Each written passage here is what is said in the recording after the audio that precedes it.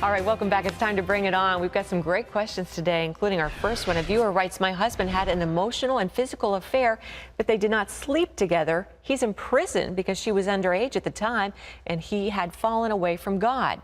He's right with God now and has even led people to the Lord in prison. We've tried to work this out, but I'm having serious doubts about our future. Am I biblically released from my marriage? And if so, does God honor or allow for a second marriage after divorce? It's a little confusing. First of all, people don't put you in jail for falling away from God. That's for starters. Yeah. Furthermore, they don't put you in jail because you just have a dalliance with some teenager. They put you in jail because you have sex with a teenager of some kind. Didn't sleep together, but had a physical relation. What in the world does that mean? Whatever it was enough to get you locked up and put in, at least your husband, locked up and put in prison. So I presume it was sex with a minor, which is the offense. Okay. Now, the second thing is, what should she do? Are you released? From a biblical standpoint, yes.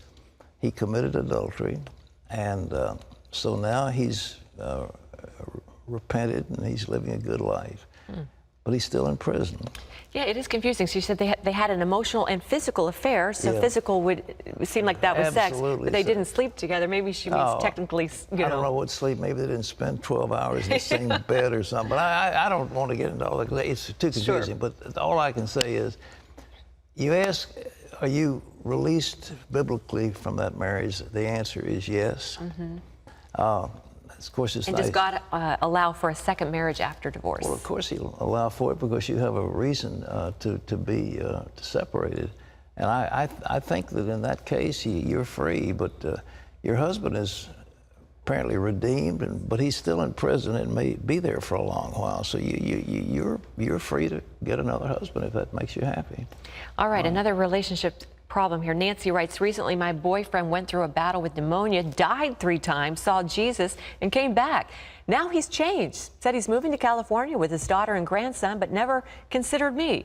When I brought it up to him, he got mad. I sat by his side every day for 12 days until he woke up, took care of him after he came home from the hospital, yet he's never even said thank you. He openly praises his grandson, calling him an angel. I have done so much for him, but he's making plans for his life and future without talking to me about it. I'm so hurt and ready to just leave. Now I'm not sure if I want to marry this man. I've gone through so much. What should I do? I know what you ought to do, Nancy. You're one confused lady. You sound like you'd make a wonderful, faithful, dutiful wife. And some man would be very, very fortunate to have a lady as attentive as you are. But this guy has no gratitude. You're dealing with a guy who doesn't really care for you. If he loved you, you'd be first. Or Jesus would be first, and then you would be second. And he would want to be with you and make you happy and all the rest of it. He doesn't have those feelings. Leave. Goodbye. It's all over. And he's giving you, how many clues do you have to have? I mean, wake up and smell the coffee. All right? Oh, good advice, Pat. Thank you. Good advice. Thank you. All right. Millie writes, I have a question concerning tithes. I'm a realtor, and I consider myself self-employed. When I get a commission check, do I pay tithes on that amount or after I deduct all my costs that it took to earn that check, such as gas, food, advertising, and all the other expenses? I frankly think we ought to tithe on our net profits. That would be before taxes. Would she have anything to tithe after taking out the gas and the advertising? Yeah. Otherwise, she wouldn't be in business. She's got to be making some money, but it does cost money to sell stuff, and so they're legitimate business expenses. And for example, a grocery store may sell $100 million worth of groceries, but their profit might be $3 million or $6 million. And if they had to pay tithes on $100 million, they would be quickly bankrupt. So business, you've got to deduct your legitimate expenses. There's nothing wrong with that. But I mean, again, God isn't a Philadelphia lawyer. He's not sitting there with a book of accounts trying to figure all this stuff out. You give joyfully out of the abundance of your heart, and that's where it all comes from. But, all right. Caleb writes, why do we as Christians circumcise our children? It's not necessary for us to be circumcised to enter the kingdom of heaven, so why do it? God made us with foreskins. Why cut off what God created? Well, in the covenant that God made with Abraham, there was the rite of circumcision. This is the sex organ of the male, and somehow that rite of circumcision was saying that which enables me to procreate the race belongs to you, and it's given to the Lord. Now that's symbolism of that circumcision of the Old Testament. Now, as far as the Jews, from then on out, they had to be circumcised. However, the question of not being circumcised, we understand, leads to cervical cancer in women who have sex with uncircumcised men. And there are these cancer cells that build up, and so circumcision at this point of time is a very fine medical procedure to protect the spouses of these men. Okay? So there's always underlying things with when there's a rule from God. He's so smart. He's so smart. Yeah. All right, Mary writes, in my walk with the Lord, I found that there is something missing. I've been told that I need to fast and pray. What is fasting? How should I do it? Does God require this from us like he does tithing? The churches that I've attended do not teach about fasting. Can you help me? Well, fasting is denying yourself your necessary food or necessary pleasures in order to say, I'm giving myself to God, and I'm going to deny certain legitimate cravings of my body that I might give myself to the Lord. Some people fast like one meal a day.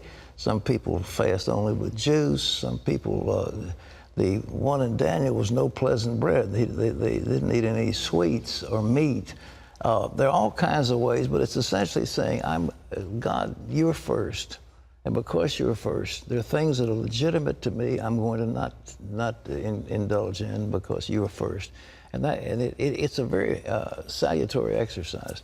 I think you might try fruit juice for a couple of days and see if it's also good for your body. It cleanses you. It's not a bad thing at all. Yeah, so, especially if you really need to hear from God, it's always a good idea to take a go off by yourself. I remember one time I spent 7 days fasting. I took some fruit juice, went to an old church, and out of that came the revelation of what has become CBN.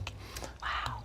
Yes. Oh, my goodness. So fasting is a time when you get close to the Lord, and he does speak to you in times of fasting. Okay. Okay. Janice writes, is it a sin to buy myself nice things? Boy, I hope not. I have a used I have a used SUV that I like a lot. I could have gotten by with less probably, but I like to have a fairly reliable car out in the country in the area where I live with heavy snow. I also have a leather reclining couch. Not expensive, but not the cheapest available either. How much should a person indulge themselves? I give money to different charities, but I'm no Mother Teresa. Well, the Bible says God gives us all things richly to enjoy. He's given us the world to enjoy, and he doesn't deny us the pleasures of life. He really doesn't, and he doesn't want us to necessarily live ascetically unless he's led you to. That's what Mother Teresa, God bless her, was led to do the work that she did. Right. Among the poor in India, she couldn't possibly be running around in fancy clothes and furs and diamonds. It just wouldn't have worked. But Janice lives out in the country where there's heavy snow. Of course the Lord wants her to have a... She needs a four-wheel drive, good car, and all that. But don't worry about it. He gives us richly all things to enjoy. That's what the Apostle Paul wrote. And he enjoys the prosperity of his servant. He does. He takes pleasure in it. Yes.